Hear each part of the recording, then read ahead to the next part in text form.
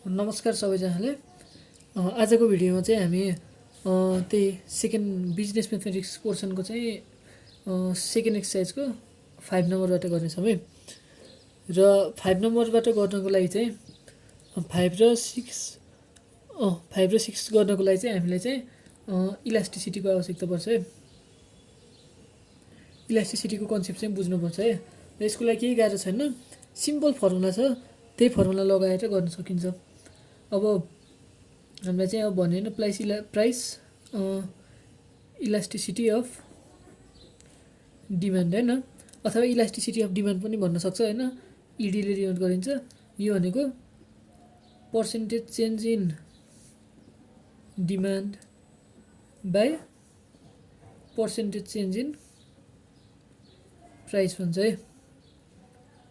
यसले चाहिँ प्राय के अरे इलास्टिसिटी अफ डिमान्ड भन्छ है। यो percentage change in demanded quantity है, माथि चाहिँ क्वान्टिटी, तल चाहिँ प्राइस। अथवा हामीले सिम्पल बुझ्नको लागि percentage change in quantity by percentage change in price. हामीले अब प्राइस 10%ले बढायौँ भने डिमान्ड चाहिँ कति पर्सेन्टले घट्छ, अथवा हामीले अब प्राइसलाई चाहिँ 10%ले घटायौँ भने डिमान्ड त पक्का बढ्छ होइन, कतिले बढ्छ होइन, त्यसैलाई नै इलास्टिसिटी अफ डिमान्ड भनिन्छ है। अब इलास्टिसिटी अफ सप्लाई प्राइस यो एउटा भयो, यो सेकेन्डको है। प्राइस इलास्टिसिटी अफ सप्लाई होइन, यो भनेको यसको पनि सिम्पल फर्मुला छ है। Percentage change in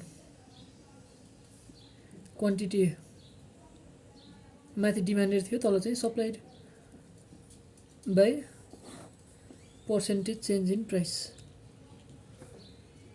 change in price चाहिँ इलास्टिसिटी अफ डिमान्ड भनेको चाहिँ percentage change in demand by percentage change in price, अनि इलास्टिसिटी अफ सप्लाई भनेको percentage change in supply by percentage change in price. Price यतिले बढ्यो भने कति त्यहाँ सप्लाई गर्न सकिन्छ, त्यही नै भन्न खोज्यो है। एकदमै सिम्पल छ। र अर्को दुईवटा फर्मुला पनि छ है।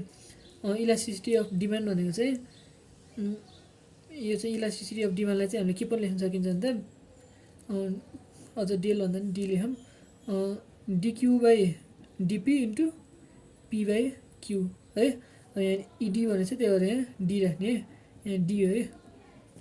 यहाँ त फेरि पनि dQ by d P into P by Q, यो चाहिँ दुइटै डिमान्ड र सप्लाईको केसमा एउटै फर्मुला हो। डिमान्डको केसमा चाहिँ यहाँ डी राखिदिने है, अनि सप्लाईको केसमा चाहिँ dQ by d P into P by Q नै हुन्छ। तर पी क्यूको ठाउँमा चाहिँ एस हुनु पऱ्यो क्या, भनेको यहाँ चाहिँ क्वान्टिटी डिमान्डेड हुनु पऱ्यो होइन, अनि यहाँ चाहिँ क्वान्टिटी सप्लाइड हुनु पऱ्यो, यही नै हो है। हाम्रो दुईवटा बेसिक यो चारवटा बेसिक फर्मुलाहरू यति जानेपछि हामीले यो 5 नम्बर अनि 6 नम्बर पनि गर्न सकिन्छ है त। मलाई लाग्छ फर्मुला बुझ्नुभयो होला है, एकचोटि फर्मुला सार्नु एकदमै इजी छ है।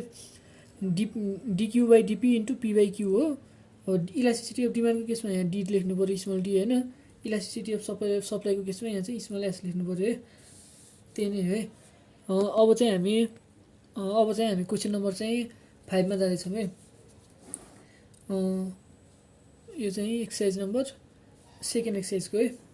सेकेन्ड एक्सर्साइजको चाहिँ अब हामी 5 नम्बरमा जानेछौँ। 5 नम्बरको एमा के छ भन्दा P equal to 20 minus 3x² छ है। अनि तिनवटा क्वेसन छ है यहाँनिर। 5 को एमा चाहिँ आई, अनि आई र आई दिएछ है। आई नम्बरमा चाहिँ यो छ है डिमान्ड फङ्सन, अनि find the elasticity of demand होइन एक्स इक्वल टु 2 अरे, भनेको इलास्टिसिटी अफ डिमान्ड निकाल्ने रहेछ। त्यो भनेको dQ by d P into P by Q हो नि त है। हामीले क्वान्टिटी भनेको एक्सको टर्म्समा दिएछ भने चाहिँ डिएक्स बाई डिपी इन्टु यहाँनिर चाहिँ डिएक्स नै हुन्छ है, इन्टु पी बाई क्यू हुन्छ होइन। अब यस्तो हुन्छ। अब यसको लागि हामीले के गर्नु पऱ्यो त, पहिला सुरु हामीले के दिएछ भन्दा एक्स इक्वल टु 2 दिएछ है 5 को एमा। भनेपछि अब क्यूको ठाउँमा हामीले एक्स लेख्यौँ है। एक्सको ठाउँमा 2 राख्न पाइयो। अब यहाँ एक्स राख्यो भने पीको भ्यालु नै आउँछ नि त। एक्स इक्वल टु पहिले 2 छ, अब पी इक्वल टु कति हुन्छ 20 माइनस 3, अनि एक्स स्क्वायर भनेको 2 स्क्वायर, भनेको हाम्रो चाहिँ यसको चाहिँ 8 आउँछ है। भनेपछि अब हामीले डिक्यू बाई डिपी चाहियो नि त, डिपी चाहिन्छ होइन। तर हामीले चाहिँ पीलाई चाहिँ क्यूको टर्म्समा दिएछ नि त है। त्यही भएर हामीले के गर्न सकिन्छ भन्दा पहिला सुरु चाहिँ डिपी बाई के dp/dx निकाल्ने है अनि यहाँबाट चाहिँ dx/dp निस्किन्छ क्या अनि त्यसपछि चाहिँ dx/dp निकाल्न सकिन्छ भन्न खोजेको हेर्नु राम्रोसँग हामीले x को भ्यालु पनि निकाल्यौँ p को भ्यालु पनि निकाल्यौँ dx/dp चाहिएको छ तर हामीले चाहिँ p लाई चाहिँ हेर्न dx/dp गर्यौँ भने त dx/d अनि p को ठाउँमा 20 - 3x² हामीले यसको निकाल्न सकिँदैन नि त त्यही के गरिदिने dp/dx गरिदिने यो भनेको d of 20 - 3x² /dp गरिदिने है यस्तो गरे हुन्छ ट्याक्क dp/dx आउँछ अनि त्यसलाई उल्टो पारिदिएपछि dx/dp हुन्छ नि त यसरी हामीले निकाल्यौँ भने 20 को डेरिभेटिभ 0 हुन्छ माइनस यसको डेरिभेटिभ चाहिँ 3 × x² को चाहिँ 2x हुन्छ हैन भनेको -6x हुँदो रहेछ क्या यो dp/dx भ्यालु निकाल्यौँ है अब हामीले के गर्न सकिन्छ dx/dp चाहियो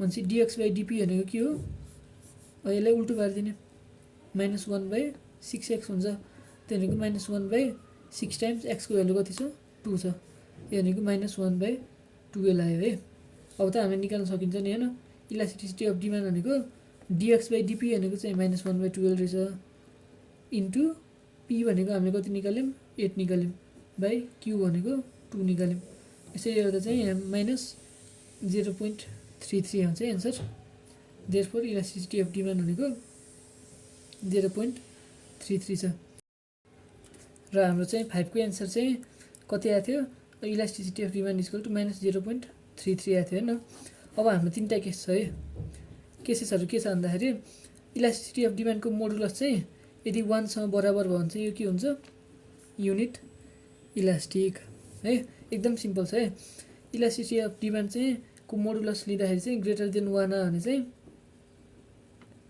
डिमान्ड इज इलास्टिक हुन्छ हैन अब इलास्टिसिटी अफ डिमान्ड चाहिँ यसको मोडुलस भ्यालु चाहिँ लेस देन 1 भनेको अब 0.2 0.3 हैन त्यस्तो आइदियो भने चाहिँ डिमान्ड चाहिँ के रहेछ इज इन इलास्टिक है यो तीनटा केसहरु जाने भने हामीले पुग्छ है भन्छ अब हाम्रो इलास्टिसिटी अफ डिमान्ड कति आथ्यो 5 को a को i नम्बरमा इलास्टिसिटी अफ डिमान्ड चाहिँ हामीले कति निकालेको थियौं 0.33 हैन अब यसको मोडुलस लिँदाखेरि कति आउँछ 0.33 आउँछ यो भनेको लेस देन 1 हो नि त है भन्छ के रहेछ so demand is in elastic है यसरी चाहिँ हाम्रो डिमान्ड चाहिँ इन इलास्टिक आयो है एकदम यही चाहिँ तपाईले बुझ्नु भयो नि होला हैन अब आई नम्बरमा जाम है आई मा के छ भन्दा p = 5 + 6x - 2x² छ त्यो भनेको x को टर्म्समा दिएको छ यो x भनेको क्वान्टिटी हो बुझ्नु है भन्छ अब dp इलास्टिसिटी अफ डिमान्ड भनेको चाहिँ पास dp/dx इन्टु के रे dx/dp इन्टु p/x हुन्छ नि त है भनेपछि अब हामीले dx/dp निकाल्नु पर्यो अब सिधै dx/ अब p को ठाउँमा भ्यालु राख्यो भने त हाम्रो आउँदैन dx/d of 5 + 6x - 2x² यस्तो गऱ्यो भने त हामीले त सिधै यसको निकाल्न सक्दैनौँ नि त त्यो यस्तो नहुने के गर्ने भन्दाखेरि dp/dx निकाल्ने यो भनेको d of 5 + 6x - 2x² /dx गर्ने है यो गर्दा यसको चाहिँ 0 आउँछ यसको चाहिँ 6 मात्र आउँछ माइनस यसको चाहिँ 2 2 4 4x आउँछ यो कसरी आउँछ तपाईले बुझ्नुहुन्छ होला नि हैन यदि बुझ्नु छैन भने भन्नु होला है यहाँ हामीले डेरिभेटिभमा नि फेरि पनि म डेरिभेटिभकोमा चाहिँ पनि गराउन ट्राई गर्ने छु है त मलाई लाग्छ तपाईले बुझ्नु भएको चाहिँ छ होला र अब कति आउने भयो 6 - 4x आयो है अब x को भ्यालु हामीले क्वेशनमा कति दिएछ 2 दिएछ नि त भनेपछि 6 - 4 × 2 गर्दाखेरि हाम्रो कति आयो -2 आयो है dp/dx भनेको अब dx/dp कति आउने भयो त -1/2 आउने भयो यो -2 आसी यसैले उल्टो पारिदिएको हेर्नु है तपाईले बुझ्नु छैन नि यस्तो है dp/dx = -2 भयो यो dx लाई यता ल्याउनु यसलाई यता ल्याउनु dx/dp हुन्छ यसलाई यता लग्यो यसलाई यता लग्यो अब यहाँ के छ माथि 1 छ डिभाइड गरे तल चाहिँ -2 आयो -1/2 आयो यसरी गर्यो है यो क्रस मल्टिप्लाई गरेको के यहाँ 1 छ नि त त्यही भएर अनि यो -1/2 आयो हामी चाहिँ अब p को भ्यालु पनि निकाल्न सकिन्छ हैन 5 + 6 × 2 - 2 × x² हो यहाँनेर यो x को ठाउँमा 2 लगेर राखेको है यसरी गर्दाखेरि चाहिँ हाम्रो कति आउँछ भन्दा यसको भ्यालु चाहिँ 9 आउँछ है, यसको भ्यालु 9 आउँछ। अब हामीलाई के चाहियो, इलास्टिसिटी अफ डिमान्ड, त्यो भनेको dx by d P into P by x हो नि त। यो भनेको अब डिएक्स बाई डिपी भनेको -1/2 आयो, पी बाई एक्स भनेको 9/2 आयो, त्यो भनेको कति हुन्छ -2.25 आउँछ है। पासुरी यति चाहिँ तपाईँले निकाल्न जान्नुहोस् है। अनि यसपछि चाहिँ अब इलास्टिसिटी अफ डिमान्ड के अरे इलास्टिक छ कि छैन भनेर बुझ्नको लागि चाहिँ हाम्रो कति आयो, इलास्टिसिटी अफ डिमान्ड भनेको -2.25 आयो नि त है, यो आयो। अब यसको मोडुलस निकाल्यो भने 2.25 आउँछ, यो चाहिँ के छ, ग्रेटर देन 1 छ। अब अहिले हामीले गरे अनुसार यो ग्रेटर देन 1 भयो भने डिमान्ड के हुन्छ, इलास्टिक हुन्छ। भनेपछि हाम्रो डिमान्ड के रहेछ, डिमान्ड इज इलास्टिक है। हो यति बसी जानिन्छ है। अब आइआइआईको है, आइआईमा के छ भन्दा 3x - x² छ, x भनेको 2 छ, अब पीको भ्यालु निकाल्न सकिन्छ, 3 × 2 - 2², यो गर्दाखेरि चाहिँ -1 आउँछ है। हामीले अब dx बाई डिपी निकाल्छौँ है पहिला सुरु, त्यसको लागि चाहिँ पासहरू डिपी बाई डिएक्स निकाल्नु पऱ्यो, यो त निकाल्न सकिँदैन नि त। भनेपछि डिपी बाई डिएक्स भनेको डिएफ 3x - x² divide by dx है। यो भनेको चाहिँ कति हुन्छ भन्दा d3x बाई डिएक्स भनेको 3 हुन्छ होइन, 3x बाई डिएक्स भनेको चाहिँ यो 3 कन्सटेन्ट छ बाहिर निस्क्यो, डिएक्स बाई डिएक्स गर्दाखेरि यसको 1 आउँछ, 3 हुन्छ है। यसको केसमा चाहिँ के हुन्छ भन्दा डिएफ x² बाई डिएक्स छ नि त, यो भनेको xn वाला फर्मुला लाउने क्या है, 2 टाइम्स x को पावर 2 - 1 भनेको 2x हुन्छ होइन। अब हामीलाई x को भ्यालु त थाहा छ नि त, x को भ्यालु कति छ, 2 नै छ। भनेपछि यसको गर्दा चाहिँ हाम्रो 3 - 2 -1 आउँछ होइन। भनेपछि dx बाई डिपी भनेको कति भनेको -1/1 गर्दाखेरि -1 नै आउने भयो है। यो चाहिँ डिपी बाई डिएक्स भयो, यति यसले यता यसले यता अनि यसले यता यसले यता होइन, डिभाइड बाई 1 पनि छ नि त, गर्दाखेरि चाहिँ डिएक्स बाई डिपी भनेको -1 आयो।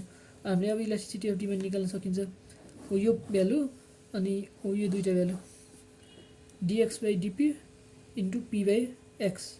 अब डिएक्स बाई डिपी भनेको कति छ, -1 इन्टु पी भनेको -1 डिभाइड बाई एक्स भनेको 2 छ होइन। यसरी गर्दाखेरि चाहिँ हाम्रो कति आउँछ भन्दा सरी मैले यहाँ के बिगारेँ,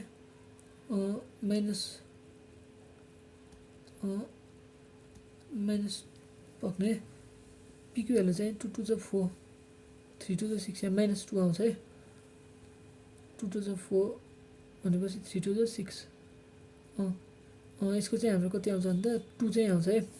भनेपछि हामीले यहाँ चाहिँ 2 चाहिँ राख्नुपर्ने रहेछ। यसरी गर्दाखेरि चाहिँ हाम्रो कति आयो, -1 आयो है। यसरी बेला बेला रङ भइरहेको हुन्छ है, तपाईँले करेक्सन गर्दै जानु होला, अनि म नि मिलेसम्म चाहिँ करेक्सन गर्छु है। इडी भनेको चाहिँ -1 आयो। अब इडीको यस्तो मोडुलस निकाल्दाखेरि कति आउँछ गर्दाखेरि 1 आउँछ है। अब हेरौँ त हाम्रो रहेको केस के थियो, इडी = 1 भयो भने के हुन्छ, युनिट इलास्टिक हुन्छ। भनेपछि के लेख्नु पर्यो, so demand is unit elastic है, युनिट भनेको 1, युनिट इलास्टिक यसरी गरिन्छ है। यो चाहिँ 5 नम्बरको कति हो, यो आइआइआईको भयो होइन। अब बी नम्बरमा जाउँ है।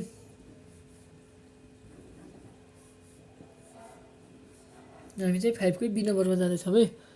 5 को बीमा के छ भन्दा क्यू = के दिएछ, 5p - p² दिएछ।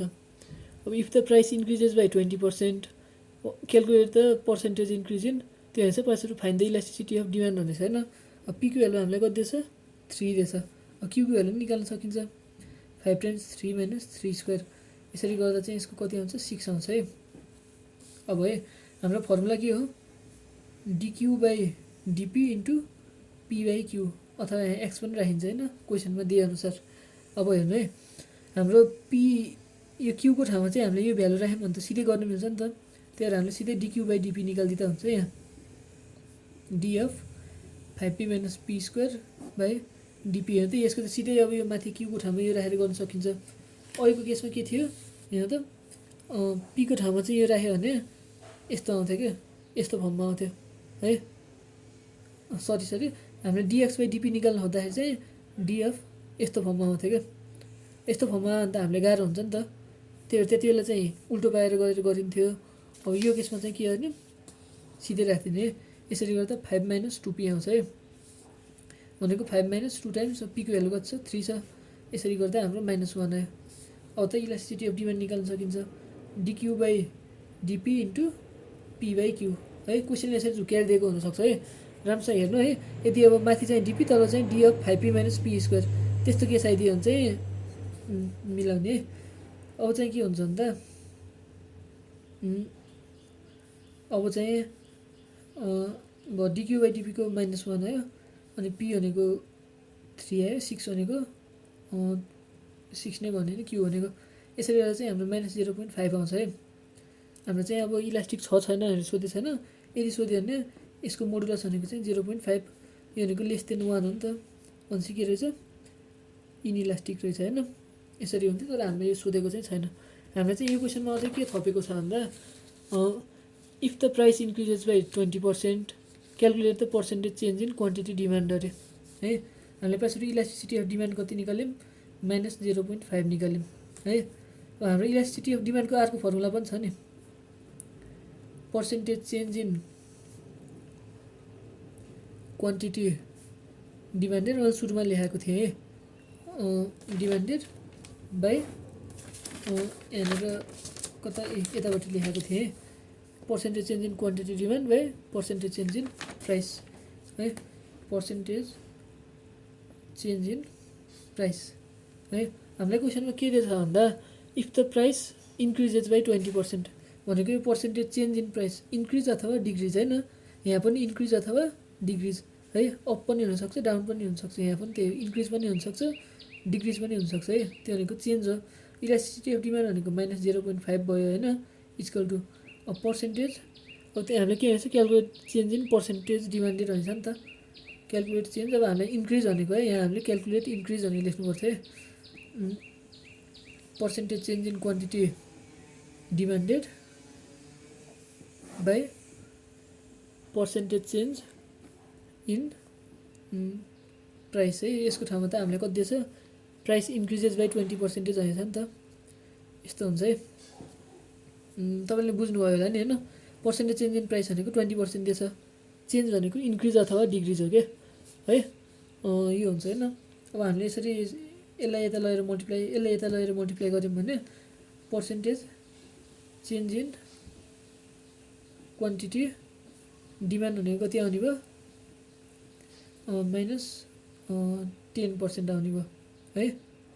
र यसको अर्थ के हो भन्दाखेरि हामीले चाहिँ क्वेसनमा के भनेछ भन्दा क्वेसनमा चाहिँ प्राइस इन्क्रिजेस बाई 20% भन्ने हो नि त है। भनेपछि अब क्वान्टिटी डिमान्ड चाहिँ -10% भनेको घट्ने रहेछ, भनेपछि क्वान्टिटी डिमान्ड के हुँदो रहेछ, अब डिक्रिज हुँदो रहेछ बाई 10%। यही नै हो है यसले भन्न खोजेको। हामीले चाहिँ क्वेसनमा अब हामीले यहाँ चेन्ज भनेर राख्दा हुन्छ, किनभने यो चेन्ज हो नि त, डिमान्ड चाहिँ इन्क्रिज भयो, डिमान्ड चाहिँ घट्यो, प्राइस चाहिँ बढ्यो है। यही नै हो है भन्न खोजेको। अब हामीले चाहिँ कुनै कुरा चाहिँ अब 100 रुपियाँमा बेच्यौँ भने मान्छेले धेरै किन्न खोज्छन्। यदि अब त्यही सामानलाई चाहिँ 100 रुपियाँमा बेच्यौँ भन्दाखेरि अब 200 रुपियाँ पर्ने सामानलाई चाहिँ हामीले 100 रुपियाँमा बेचिदियो भने चाहिँ डिमान्ड धेरै आउँछ नि त, मान्छेले धेरै किन्न खोज्छ नि त होइन। भनेको डिमान्ड चाहिँ के अरे प्राइसलाई चाहिँ घटाइदियो भने डिमान्ड चाहिँ बढ्छ नि त। अब यो केसमा चाहिँ के छ, प्राइस चाहिँ इन्क्रिजेस बाई 20% भन्यो कि क्वेसनले, अनि हामीले सल्भ गरेर गर्दाखेरि चाहिँ डिमान्ड चाहिँ 10%ले घट्यो। भनेको अब 100 रुपियाँ पर्नेलाई अब मैले 200 रुपियाँमा बेचिदिएँ भने त मान्छेले कम किन्छन् नि त, प्राइसलाई 20%ले बढाइदियो भने क्वान्टिटी चाहिँ 10%ले घट्दो रहेछ। यही नै भन्यो है। अब 5 को सी नम्बरमा जाऊँ है। सी नम्बरमा के भन्छ, p = -1/4q² + 2q + 5 भनेछ। Find the elasticity of demand when I नम्बरमा के छ, q = 6 भनेछ, आईमा p = 5 भनेछ होइन। प्रायः सुरु त हामीले p को भ्यालु यति दिएछ। अब आई नम्बरमा के छ, के नि q को भ्यालु यति दिएछ नि त, 6 दिएछ भनेपछि p को भ्यालु निकाल्न सकिन्छ होइन, 4 6 स्क्वायर यहाँ राखेको क्यूको ठाउँमा यो 6 स्क्वायर हैन अनि प्लस 2 टाइम्स 6 प्लस 5 भयो हैन है हामीले चाहिँ यहाँनिर भ्यालु राख्दाखेरि चाहिँ हाम्रो कति आउँछ भन्दाखेरि यसको